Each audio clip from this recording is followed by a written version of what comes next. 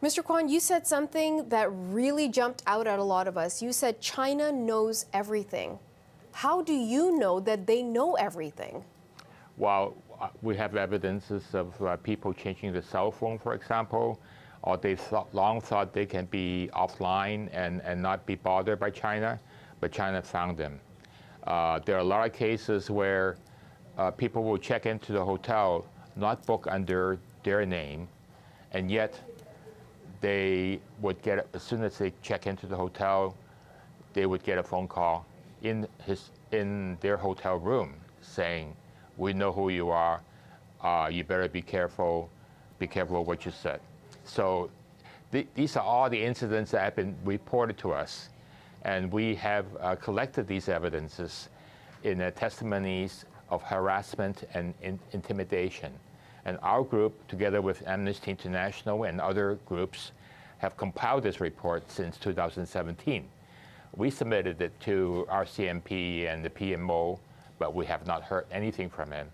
And what we have been saying are now being kind of corroborated by the CSIS leaks. So your report went into the RCMP in 2017.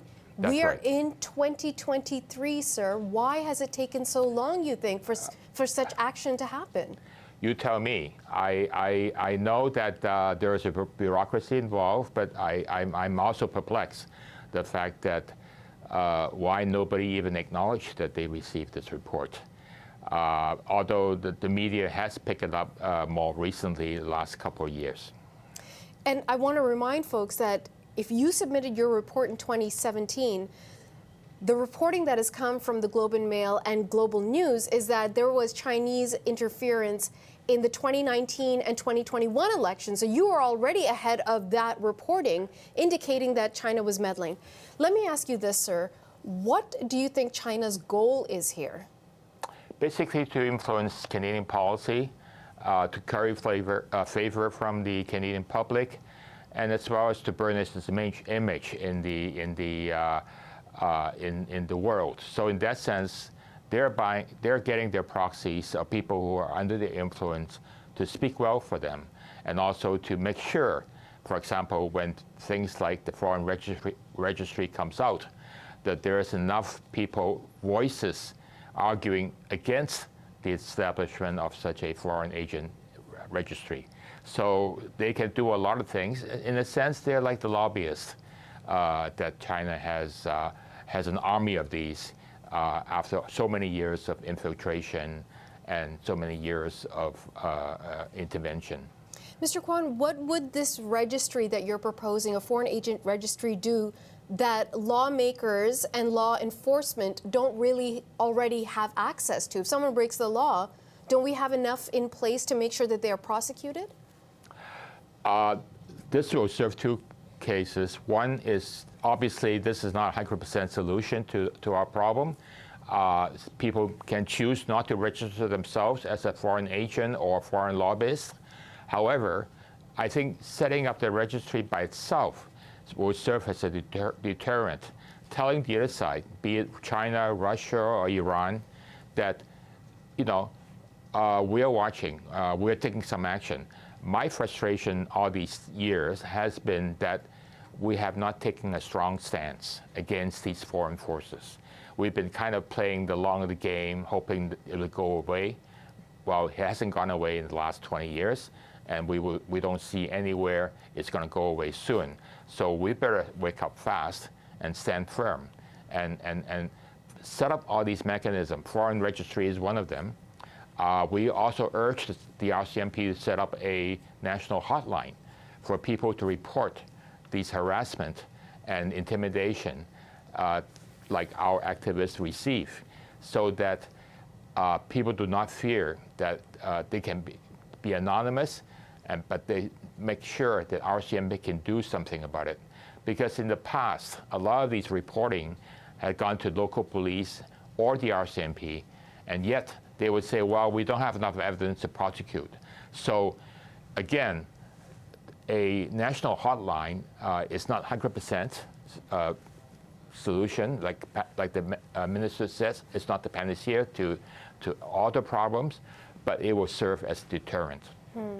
Mr. Kwan, let me bring up something that we hear often in this conversation, which is people like yourself and many others who have been at the front lines of bringing attention to this are, in fact, members of the Chinese Canadian or Chinese diaspora around the world. But often what we hear, particularly from the Prime Minister, even in the last few days, is that this type of investigation will lead to anti-Chinese, anti-Asian sentiment. It will lead to racism. And that is often brought up to sort of, well, squash the discussion. I wonder what you make of that concern. I think this is just playing straight into the playbook of the Chinese Communist Party. For a long time, Chinese Communist Party was using this kind of line of argument, saying that if you do that, it will be like targeting Asian Canadians or Chinese Canadians. Well, my argument is that by having an open inquiry, by having somebody to can deter these kind of foreign interference, will in fact help us, because we ourselves are the victims of Chinese interference. And then people have to know that Registry is for people who work for a foreign government, not every single Chinese Canadians. I would argue the majority, a big majority of Chinese Canadians are not in this game. So, we should be protected by this registry, not using racism as a shield to prevent the establishment of such a registry.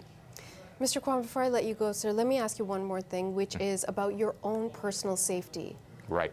We talk often about what the Russians can do to people who speak up against them, or the Iranian regime. Increasingly, we're talking about what China is capable of. You've been saying this stuff going on more than 2 decades. Are you scared? I try not to be scared. I try to be careful, but I know that sometimes there are consequences for speaking out.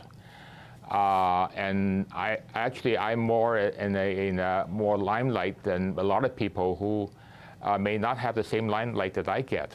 And they are the ones who get harassed. They're the ones who get phone calls in the middle of the night. And then, of course, they're the ones who get phone calls saying your relative back home might be in danger if you, if you speak out. So I'm fairly okay on this level, but certainly I have to be very careful a lot of times. Okay. Well, I really appreciate you making time for us today. Mr. Cheuk Kwan, thank you. Thank you.